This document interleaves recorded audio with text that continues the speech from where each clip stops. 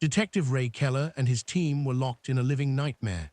They had watched Arthur Finch propose to his fourth victim, Clara Reynolds, on live surveillance. They knew he was a serial killer, yet they were legally powerless to intervene.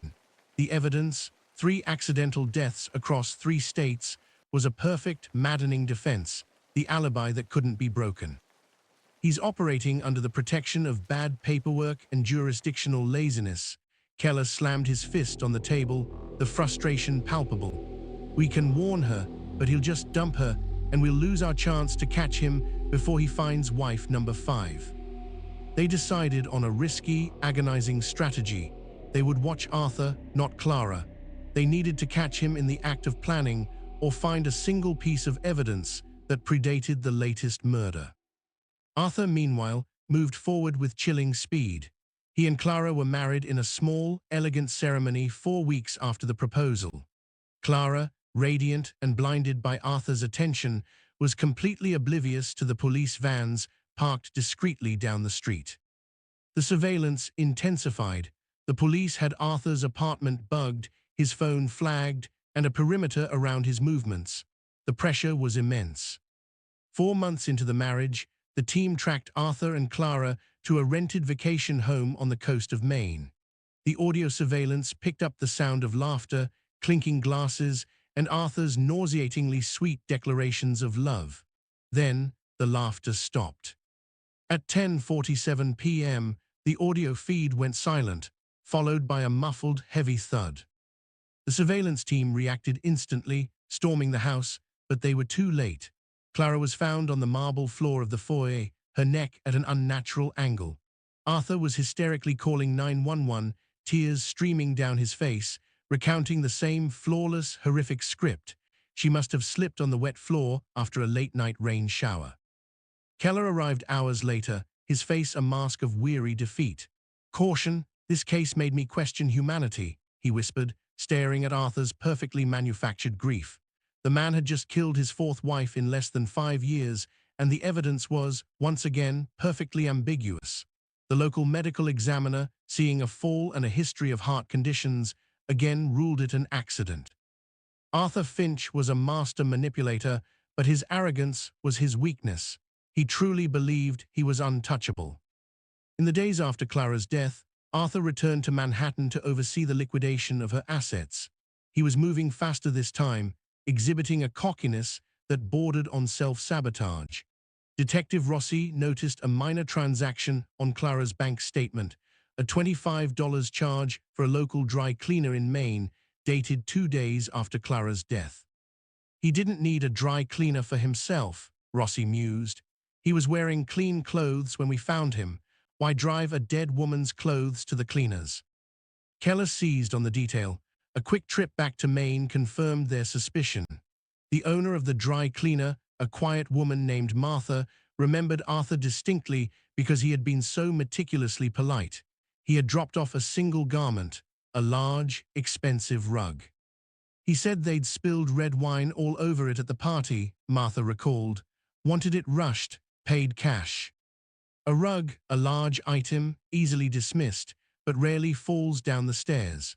The dry cleaner provided a swatch of the rug's material and confirmed it was not stained with wine, but with a dark, reddish-brown fluid consistent with blood.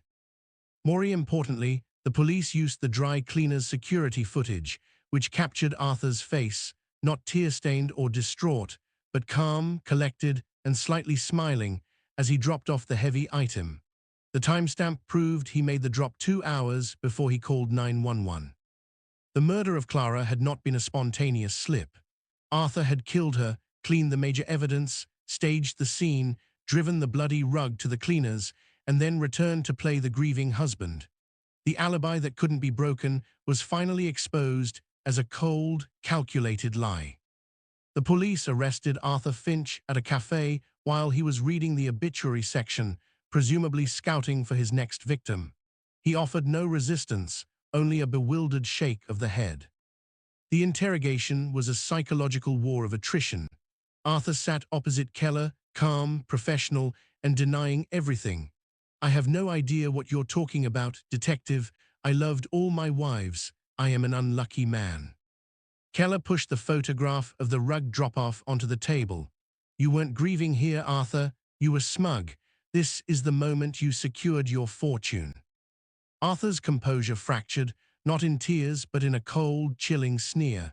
He dropped the act, detailing the murders with clinical detachment, confessing to Alina, Margaret, and Catherine. They were weak, he shrugged.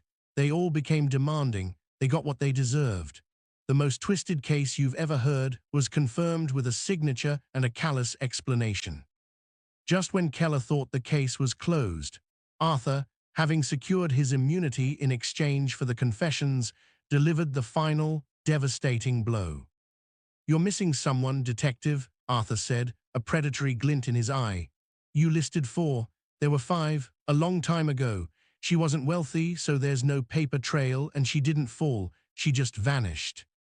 Arthur refused to give a name, a location, or a time. He simply smiled, a final, chilling expression of pure evil. Keller realized that Arthur's murders hadn't started for money or for sport.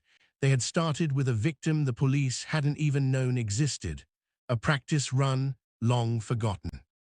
Keller looked at the clock, knowing that somewhere out there, a woman's disappearance was about to become the beginning of Arthur Finch's hidden history. The fate of his final, unknown victim now rested on a name Arthur refused to speak. The blood-curdling truth hung in the air of the sterile interrogation room. Arthur Finch had not killed 4 wives but 5. His final, calculated confession, delivered with a cold smile, revealed a ghost. A 5th victim, Sarah Jenkins, whose 1996 disappearance was never even registered as suspicious. She was his practice run, the woman whose death taught him the value of invisibility. Detective Ray Keller looked at the file photo of the long-lost waitress. Sarah Jenkins, 24, smiling, completely forgotten by the system. Her non-wealthy, transient life was her undoing, allowing Arthur to execute the perfect disposal that laid the groundwork for decades of pure evil. Keller leaned into the microphone. "You disposed of her where you knew no one would look. Tell us where, Arthur. Give her family peace." Arthur just sneered. "Peace? Evil doesn't grant peace, Detective. It ensures silence. I put her where the evidence was supposed to go, in the foundation of a new life." The chilling finality of his answer confirmed Keller's suspicion. The wine cellar Arthur had poured into the foundation of the house he shared with Alina. Arthur had literally built his new life on top of his first victim. A search warrant was immediately executed on the Fairfield residence, the same house where Alina had been killed. Ground-penetrating radar confirmed Keller's grim theory. Beneath the new, custom wine cellar, a massive anomaly indicated disturbed earth and dense material. A team was dispatched to break the concrete. Hours later, in the humid, dark cavity of the basement, they found what they feared: skeletal remains, meticulously encased in concrete. Sarah Jenkins was finally found, her existence confirmed after 25 years. The discovery was a devastating blow to Arthur's defense, proving his chilling declaration. His crimes began not for money, but for the thrill of the kill and the mastery of disposal. His initial plea to the court, claiming self-defense in 1 case and only 4 victims total, was shattered. The evidence seemed overwhelming: 4 confirmed victims, 1 confessed disposal, and 1 monster behind bars. Yet, the case was about to take a shocking new turn. During a routine review of the copious financial records seized from Arthur, a young forensic accountant noticed a bizarre pattern. Arthur hadn't inherited the money right away. In 3 out of the 4 later marriages, a significant, non-sequential payment, a consultation fee, was wired from Arthur's newly acquired accounts to a blind trust registered in Switzerland 1 day before the wife's death. The amounts were not huge, but they were consistent. Why would a masterful financial killer risk a digital paper trail? Keller, haunted by the memory of the failed Clara intervention, realized the horror. Arthur wasn't working alone. He used the trust to pay someone, Keller realized, slamming the table. He's too meticulous to risk execution himself. He didn't want blood on his hands.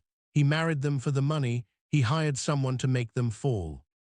The investigation pivoted instantly.